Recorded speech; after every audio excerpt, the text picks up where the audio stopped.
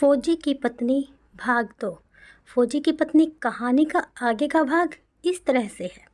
तनु की आंखों से लगातार आंसू बह रहे थे। तनु लिपस्टिक लगा कर आओ ना। अचानक परम बोला। क्यों? तनु आश्चर्य से बोली। जा न लगा कर आ। परम आग्रह से बोला। तनु जाकर लिपस्टिक लगा कर आई। इस पर अपने होठों के निशान देना। परम ने अपना मोबाइल फ़ोन तनु के चेहरे के सामने कर दिया। तनु ने अपने होंठ मोबाइल के कवर पर रख दिए। उसके लाल होंठ सफ़ेद कवर पर छप गए। अब आगे कुछ महीनों के लिए यही स्मृति परम का आधार बनी रहेगी। दोनों ने भगवान को प्रणाम किया। परम ने तनु की मांग में सिंदूर भरा। एक नज़र भर उसे देखा। मन में पीड़ा की एक लकीर कौंधी और एक भयावह विचार आया, जिसे उसने बलपूर्वक उसी समय झटक दिया। तनु का हाथ थामकर भारी मन से घर के बाहर आया। जैसे तैसे ताला लगाया और एक नज़र घर को देखा। क्या पता फिर देखना नसीब हो या ना हो। किस बार का जाना आखिरी बार का हो जाए। एक कमांडो के लिए इस बात का कोई भरोसा नहीं होता। बस में चढ़ने से पहले परम ने तनु को समझाया, अपना ध्यान रखना और देख, रोना बिल्कुल नहीं, वरना वहाँ मेरे लिए ड्यूटी निभाना बहुत मुश्किल हो जाएगा। हर पल मन तुझ में ही अटका रहता है। आप मेरी चिंता बिल्कुल मत करिए। आप बस अपना ध्यान रखना जी, और जल्दी वापस आना। तनु रोते हुए बोली। बस निकलने का समय हो गया था। परम ने बैग उठाया, एक नज़र तनु को देखा, उसे गले लगाया और पलट कर तेजी से बस में चढ़ गया। अगर वो एक पल और तनु के पास खड़ा रहता तो जाना और भी मुश्किल हो जाता। अपना ध्यान रखना तनु, परम ने बस के दरवाजे पर खड़े होकर कहा और हाथ हिलाकर उससे विदा ली।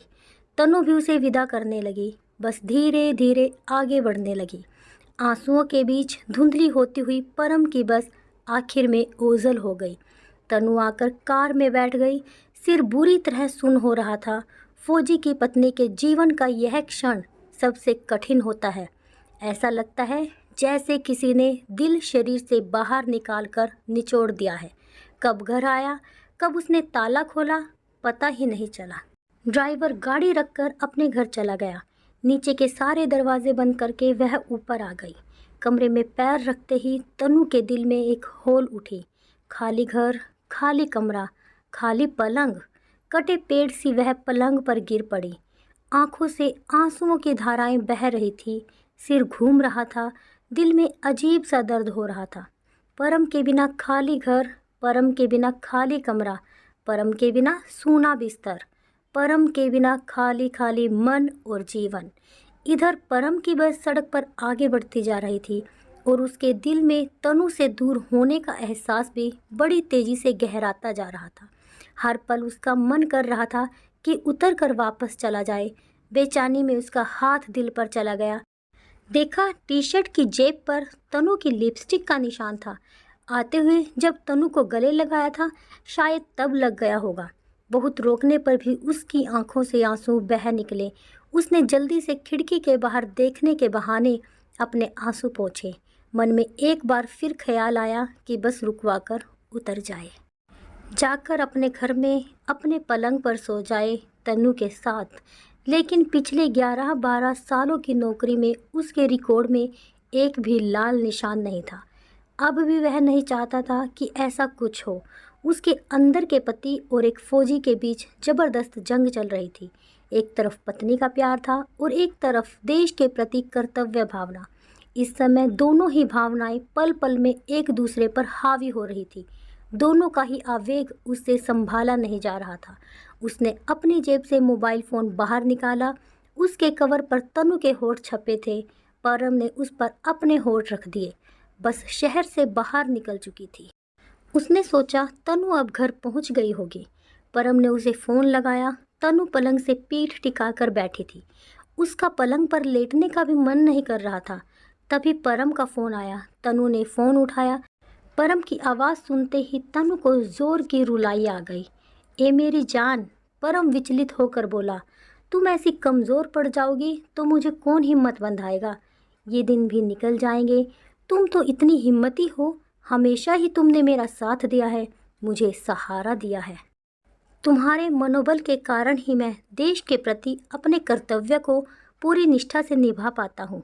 तनु हमेशा ही मजबूत और खुश रहकर परम को अपनी चिंता से मुक्त रखती थी। अंदर वह चाहे कितने भी तनाव में रहती हो, लेकिन वह कभी इस बात का साया या भनक भी परम को लगने नहीं देती थी, ताकि वह उसकी तरफ से पूरी तरह से निश्चिंत रहकर सिर्फ और सिर्फ देश के प्रति अपने कर्तव्य को निष्ठापूर्वक निभा सके। वह जानती थी उसका पति एक कमांडो है, उसकी जिम्मेदारियां अत्यंत कठिन और महत्वपूर्ण है। वह खुद को कमज़ोर करके परम को भावनात्मक स्तर पर कमज़ोर नहीं करना चाहती थी, इसलिए हर अच्छी बुरी परिस्थिति में वह अपने को स्थिर रखती थी। वह सच्चे और कर्मठ फौजी की पत्नी थी, लेकिन अब हालात ऐसे हो गए थे कि हर पल तनु के मन को एक डर सताता रहता था। आजकल उसका मन बड़ा कच्चा सा हो गया था। हर समय मन में एक आशंका सिर उठाए रहती थी। फिर भी जैसे तैसे अपने को संयत करके बोली, आप मेरी चिंता मत करिए जी, मैं ठीक हूँ। चल लाइट बंद करके सो जा, मैं पूरी रात तुझसे बातें करता रहूँगा, यही समझना कि तेरे साथ ही हूँ। परम प्यार से बात करता रहा। दोनों के पास सिर्फ एक दूसरे की आवाज़ का ही तो सहारा था। दिल को थोड़ी तसल्ली रही। अब अगली बार मिलने तक बस एक दूसरे की आवाज़ सुनकर ही खुद को बहलाए रखना होगा। परम को ड्यूटी पर गए 8 दिन हो गए। उसके साथ छुट्टी पर बिताए 15 दिन तनु को सपने जैसे लग रहे थे।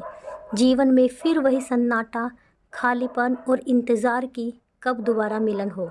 ये सब तो शायद फौजी की पत्नी को विवाह के गठबंधन में ही बांध देता है।